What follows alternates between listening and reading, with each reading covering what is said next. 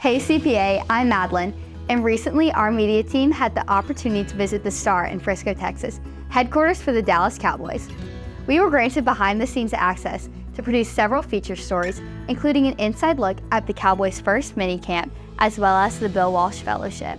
While on site, we conducted a variety of planned and impromptu interviews with Cowboys Offensive Coordinator and my dad, Brian Schottenheimer, owner and general manager Jerry Jones, and several volunteers and coaches who participated in the Cowboys Minority Coaches Clinic. We also had a private tour of the Cowboys' state-of-the-art television and podcast studios, where we met many members of the Cowboys media team, including NFL's news and sports broadcaster Jane Slater, who gave our team advice on how to excel in both the media and news and sports broadcasting industries. It was truly inspiring to sit down face-to-face with these amazing men and women and hear about their passion for what they do. So CPA, how about them Cowboys?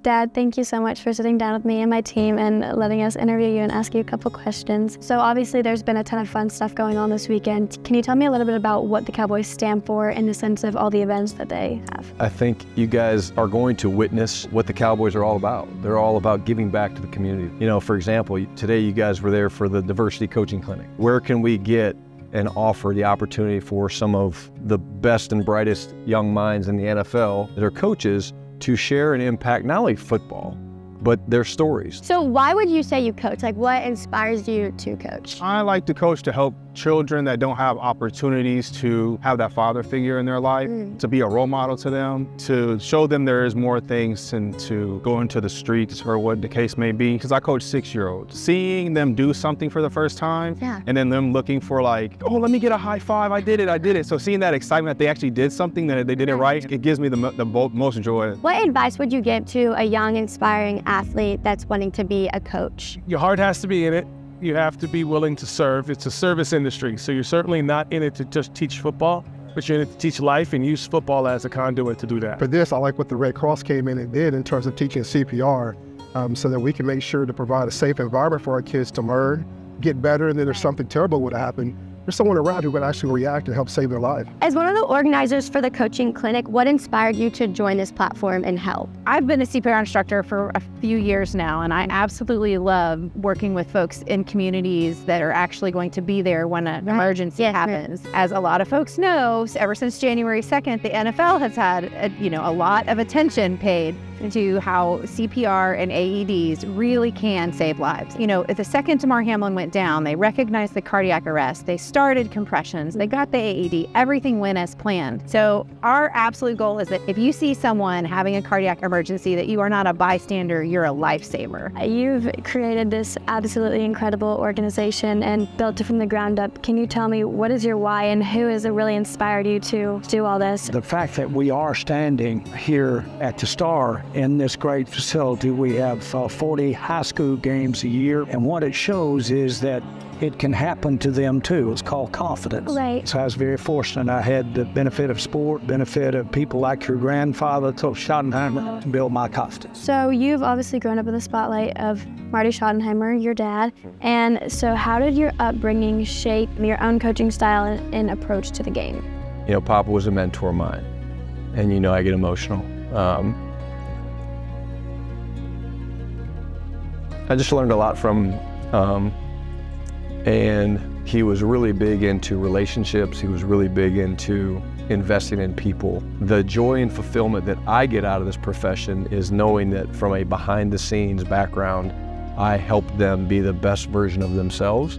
Our game's very different in that truly one guy, although he can make a big impact, it truly takes the entire huddle. And what I think is so amazing is you take all these individuals from different walks of life, different parts of the country, different religious beliefs, different backgrounds, and they all have to function as one. 11 strong just kind of ties all that together into that, hey, doesn't matter what position you play or whether you're first string, fourth string, rookie, veteran, we're all in this thing together, because without all of us, we can't get to where we want to go. You guys got a chance to hear Ramon Chin-Young speak today, and here's a guy that 2 years ago, he was coaching high school football, and now he's in the Star in Frisco coaching with the Dallas Cowboys. If you look at him, he is the same guy every day. There's a juice, there's a passion, there's an energy.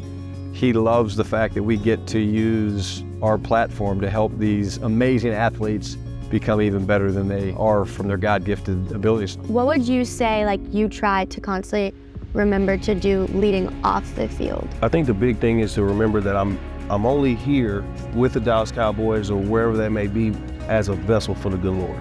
He allowed me to be in this position to spread any positivity that I can to anybody that I may encounter. And I think on the field, you get caught up in coaching hard, you get caught up in the task at hand, but off the field is the true reflection of who you are as a person. So thankful to be working for America's team. Oh, that's amazing. No better place than America's team. Can you just tell me a little bit about what your regular day looks like? What does a day look like for you? So when I typically show up at the facility, we have a press conference with our head coach, Mike McCarthy. And then after that, we'll go into the locker room, we'll talk to the players, and then I've immediately got to call my news desk and say, here's what I've got. And then I either do it live or I tape something, and that's my day. The most rewarding part of my job is being able to tell a story about someone and elevate the good that they're doing. One of my favorite stories that I covered was a little boy that showed up to training camp a couple of years ago, and he was wearing a helmet. But I said to him, wow, you're a brave little boy. You're here at Cowboys camp. They're playing the Saints this year. And his mom pulled me aside and said that he suffers from colonic seizures. And so he has to wear the soft shell to protect himself, and that he would go to these camps and he would get signatures from players and auction off their helmets in order to get other kids soft shell helmets. And this story blew up. That one little story that I did that made me feel good had lasting impacts for him. And so I just love that sometimes I can take my access and broaden the access of fans. For young aspiring broadcasters, what advice would you give to them? It's all about respect. Respect your photographer, respect your editor, respect your producers. So if you treat players with respect, coaches with respect, and people in your own newsroom with respect, you will be amazed how much further you'll go in life. Please tell me about your story and why you do what you do here every day. I've always been kind of passionate about just film production and video production itself. I've always been a huge Cowboys fan. It's always kind of been my dream to end up here. I feel like I'm part of the team a lot of the time, and I feel like I contribute to that. My personal roles, we do a lot of pre and post game shows, and I feel like from a team standpoint, we kind of set the bar and the standard for what production value should be across the league. Just finding that human relationship, special event stories type stuff. It just showcases players with the helmets off. People want to see that really bad, just behind the scenes, what the people are actually like off the field. First, would you start off by telling us about you and your story? My name is Oso Digazua, first generation Nigerian. So both my parents were born in Nigeria. They came over here and had me and all my brothers. And I've been here ever since. I'm going into my third season with the Cowboys. We've had the amazing opportunity of talking with a lot of the coaches, and every single one of them has said, you're such a hard worker. Can you talk about that work ethic?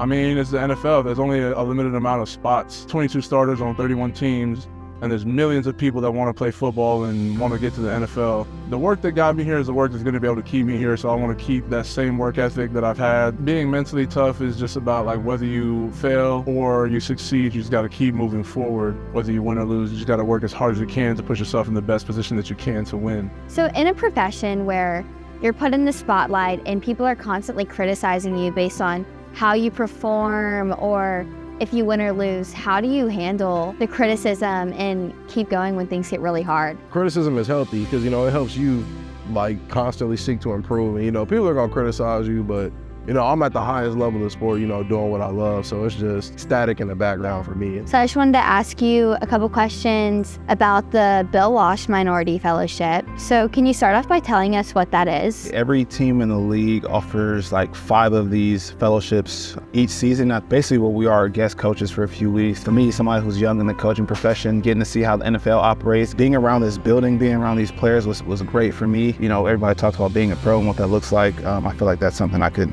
add to my repertoire. When you watch our practice, how excited these grown men are to go outside and run around with that star on their helmet. There'd be nothing sweeter to have all this hard work and time that we're investing come out and find a way to get a Super Bowl. Thank you so much for sitting down with me, and it was awesome to see you in lights of not just my dad, but as what you love to do. Well, I can't tell you how proud I am of you. I just want you to know how much I appreciate you being here, how much I appreciate our touching an association with education, our association with the young people that are involved. Thank you. I am so happy to be here, and I'm more than grateful for this experience. Good to be with you. Yes, thank you so much.